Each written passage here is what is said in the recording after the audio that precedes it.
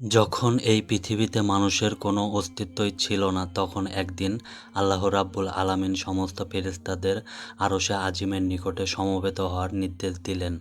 হুকুম পাওয়া মাত্রই অসংখ্য ফেরেশতা সেই নির্দিষ্ট স্থানে হাজির হলেন।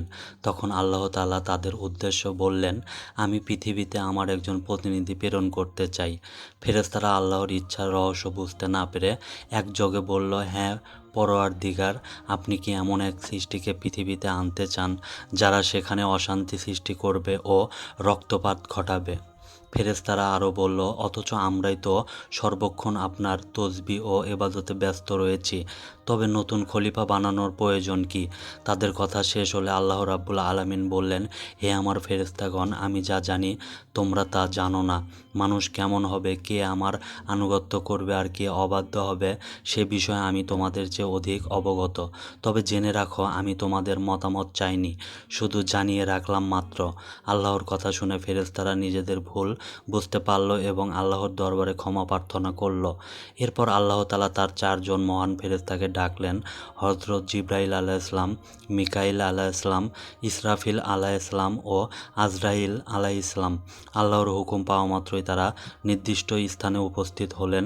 আল্লাহ প্রথমে হযরত জিবরাইল আলাইহিসসালামকে আদেশ দিলেন, হে জিবরাইল, তুমি পৃথিবীতে যাও এবং সেখান থেকে এক মুঠো মাটি নিয়ে এসো, যা দিয়ে আমি আমার খলিফাকে সৃষ্টি করব।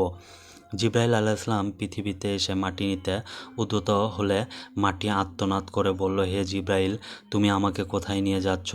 জিবরাইল আলাইহিসসালাম বললেন, আমি তোমাকে আল্লাহর কাছে নিয়ে যাচ্ছি। তিনি তোমাকে দিয়ে এমন এক মাখলুক সৃষ্টি করবেন যারা পৃথিবীতে আল্লাহর প্রতিনিধি হবে।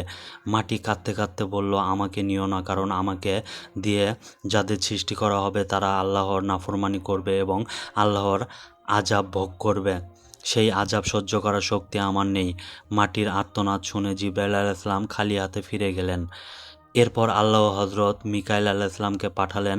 মিকাইল আলাইহিসসালাম পৃথিবীতে আসার পর মাটির একই কাকুতি মিনতির কারণে তিনিও খালি হাতে ফিরে যান। একইভাবে হযরত ইসরাফিল আলাইহিসসালাম গিয়েও ব্যর্থ হয়ে ফিরে এলেন। অবশেষে আল্লাহ রাব্বুল আলামিন হযরত আজরাইল আলাইহিসসালামকে পৃথিবীতে পাঠালেন মাটি সংগ্রহ করার জন্য। আজরাইল আলাইহিসসালাম যখন পৃথিবীতে এলেন, মাটি তখন একইভাবে বিলাপ শুরু করল। কিন্তু আজরাইল আলাইহিসসালাম বললেন, হে মাটি, আমি তোমার কথায় ফিরে যাব না, কারণ আল্লাহ আমাকে হুকুম করেছেন এবং আমি আল্লাহর আদেশ অবশ্যই পালন করব। এই বলে তিনি পৃথিবী থেকে মাটি সংগ্রহ করে আল্লাহর দরবারে ফিরে গেলেন। আজরাইল আলাইহিসসালামের কাজে সন্তুষ্ট হয়ে আল্লাহ বললেন, হে আজরাইল, তুমি যেহেতু আমার হুকুম পালন করেছ, তাই তোমাকে একটি বিশেষ দায়িত্ব দিচ্ছি, মানবজাতির রূহ কবজ করার দায়িত্ব। আজরাইল আলাইহিসসালাম চিন্তিত হয়ে বললেন, হে আল্লাহ, আমি যদি জান কবজ করি তবে মানুষের স্বজনরা আমাকে দোষারোপ করবে। আল্লাহ উত্তরে বললেন, তুমি চিন্তা করো না, আমি প্রতিটি মৃত্যুর জন্য আলাদা কারণ সৃষ্টি করব। কেউ অসুস্থতায়, কেউ দুর্ঘটনায়, কেউ বার্ধক্যে মারা যাবে, মানুষ তোমাকে দোষ দেবে না। আল্লাহর নির্দেশে সেই সংগৃহীত মাটি মক্কার নিকটবর্তী এক পাহাড়ের ওপর রাখা হলো। সেই মাটি বৃষ্টিতে ভিজল এবং রোদে শুকালো। এভাবে দীর্ঘ সময় অতিবাহিত হওয়ার পর আল্লাহর কুদরতি কারিশমায় হযরত আজরাইল আলাইহিসসালামের দেহের আকৃতি গঠিত হলো। ফেরেশতারা সেই নিথর দেহটি বেহেশতে নিয়ে গেল এবং সেখানে আত্মাবিহীন অবস্থায় দীর্ঘকাল রাখা হলো। দলে দলে ফেরেশতারা এসে আদম আলাইহিসসালামের দেহটি দেখে যেত এবং আল্লাহর শুকরিয়া আদায় করত। তারা বলাবলি করত যে এই দেহই হবে আল্লাহর খলিফা। কিন্তু ফেরেশতাদের সর্দার আজাজিল, যিনি তখনও শয়তান হননি, এই দেহটি দেখে বিদ্রূপের হাসি হাসত এবং তুচ্ছ জ্ঞান করত। এরপর আল্লাহ হযরত জিবরাইল, মিকাইল, ইসরাফিল ও আজরাইলকে আদেশ দিলেন আরশে আজিম থেকে আদম আলাইহিসসালামের রূহটি নিয়ে এসে তার শরীরের মধ্যে প্রবেশ করিয়ে দিতে। ফেরেশতারা অত্যন্ত মূল্যবান পাত্রে করে সেই রূহ নিয়ে আদম আলাইহিসসালাম দেহের নিকট উপস্থিত হলেন। আসমানের সকল ফেরেশতারা এই মহান অনুষ্ঠান দেখার জন্য অধীর আগ্রহে অপেক্ষা করতে লাগলো। আল্লাহর হুকুমে যখন রূহ আদম আলাইহিসসালামের দেহে প্রবেশ করলো, তখন সাথে সাথে তার দেহের সকল অঙ্গ সচল হয়ে উঠল। আদম আলাইহিসসালাম ধীরে ধীরে উঠে বসলেন এবং একটি হাঁচি দিলেন। হাঁচি দেওয়ার সাথে সাথে তিনি বললেন, আলহামদুলিল্লাহ। আল্লাহ অত্যন্ত খুশি হলেন। এরপর আদম আলাইহিসসালাম নিজের অস্তিত্ব লাভের শুকরিয়া হিসেবে 2 রাকাত নামাজ আদায় করলেন। তার জন্য মণিমুক্তার এক সিংহাসন আনা হলো। আল্লাহ রাব্বুল আলামিন সকল ফেরেশতাদের নির্দেশ দিলেন, হে ফেরেশতারা, তোমরা আদমকে সম্মান প্রদর্শনের জন্য সিজদা করো। আল্লাহর হুকুমে কোটি কোটি ফেরেশতারা সাথে সাথে আদম আলাইহিসসালামকে সিজদা করলেন, কিন্তু আজাজিল অহংকার মগ্ন হয়ে একপাশে দাঁড়িয়ে রইল। ফেরেশতারা সিজদা থেকে মাথা তুলে দেখল আজাজিল সিজদা করেনি। তারা আল্লাহর শুকরিয়া ও আনুগত্য প্রকাশে পুনরায় সিজদায় অবনত হলো। আল্লাহ আজাজিলকে জিজ্ঞাসা করলেন, আজাজিল, তুমি কেন আমার হুকুম অমান্য করলে? আজাজিল বলল, আপনি আদমকে সৃষ্টি করেছেন মাটি দিয়ে আর আমাকে সৃষ্টি করেছেন আগুন দিয়ে। আগুন সবসময় উপরের দিকে থাকে আর মাটি নিচে থাকে, সুতরাং আমি কেন মাটির তৈরি আদমকে সিজদা করব? আজাজিলের এই যুক্তি ও অহংকার দেখে আল্লাহ অত্যন্ত রাগান্বিত হলেন। আল্লাহ বললেন, হে নাফরমান, তুই আমার আদেশ অমান্য করেছিস, আজ থেকে তুই অভিশপ্ত এবং জান্নাত থেকে বিতাড়িত। অভিশপ্ত হওয়ার পর শয়তান বলল, হে খোদা, আমি দীর্ঘ 6 লক্ষ বছর আপনার ইবাদত করেছি, সেই উসিলায় আমি আপনার কাছে কিয়ামত পর্যন্ত হায়াত চাই।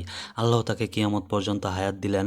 শয়তান আরও বলল, আমি বনি আদমের শিরায় শিরায় প্রবেশ করে তাদের ধোঁকা দেওয়ার ক্ষমতা চাই। আল্লাহ বললেন, তোমাকে সেই ক্ষমতাও দেওয়া হলো, তবে আমার প্রকৃত বান্দাদের তুমি ক্ষতি করতে পারবে না। শয়তানকে বিতাড়িত করার পর আদম আলাইহিসসালাম জান্নাতে বসবাস শুরু করলেন, কিন্তু এত নিয়মিত থাকা সত্ত্বেও তিনি একাকিত্ব অনুভব করতে লাগলেন। তার মন শান্ত হচ্ছিল না। জিবরাইল আলাইহিসসালাম এসে জিজ্ঞেস করলেন, ভাই আদম, জান্নাতে আপনার কেমন লাগছে? আদম আলাইহিসসালাম বললেন, সবই ভালো, কিন্তু কিসের যেন এক অভাব বোধ করছি।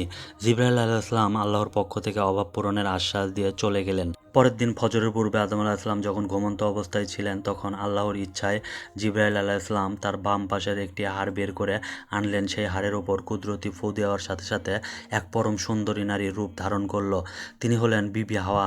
আদম আলাইহিসসালাম ঘুম থেকে জেগে তার সামনে বিবি হাওয়াকে দেখে বিমুগ্ধ হলেন। আদম আলাইহিসসালাম বিবি হাওয়ার নিকটবর্তী হতে চাইলে জিবরাইল আলাইহিসসালাম বাধা দিয়ে বললেন, আগে বিবাহ বন্ধনে আবদ্ধ হতে হবে এবং মোহরানা আদায় করতে হবে। আদম আলাইহিসসালাম মোহরানা সম্পর্কে জানতে চাইলে আল্লাহ বললেন, আমার প্রিয় হাবিব হযরত মুহাম্মদ সাল্লাল্লাহু আলাইহি ওয়াসাল্লামের ওপর কয়েকবার দরুদ পাঠ করাই হলো এই বিবাহের মোহর। আদম আলাইহিসসালাম দরুদ পাঠ করলেন এবং তাদের বিবাহ সম্পূর্ণ হলো। বিবাহের পর তারা জান্নাতে পরম সুখে বসবাস করতে লাগলেন।